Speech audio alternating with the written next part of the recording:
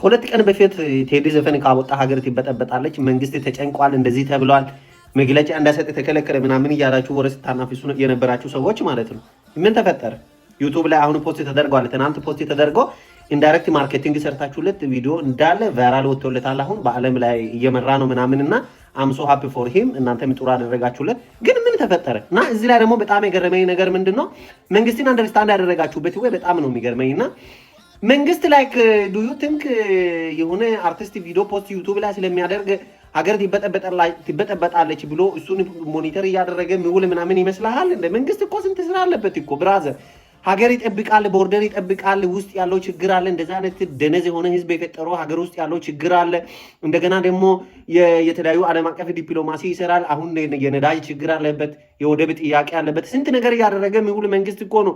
እዛ 4 ኪሎ የተቀመጠው በቃ ዩቱብ ላይ ማን ቪዲዮ ፖስት አደረገ፣ እዚህ ቲክቶክ ላይ ማን መቶ ላይቭ ምናምን አወራ እያለ እሱን ሞኒተር እያደረገ የሚውል የሚመስላችሁ ሰዎች ማለት ነው እንጭጭ ናችሁ፣ ገና ልጅ ናችሁ። እግዚአብሔርን በጣም ነው የሚገርመኝ።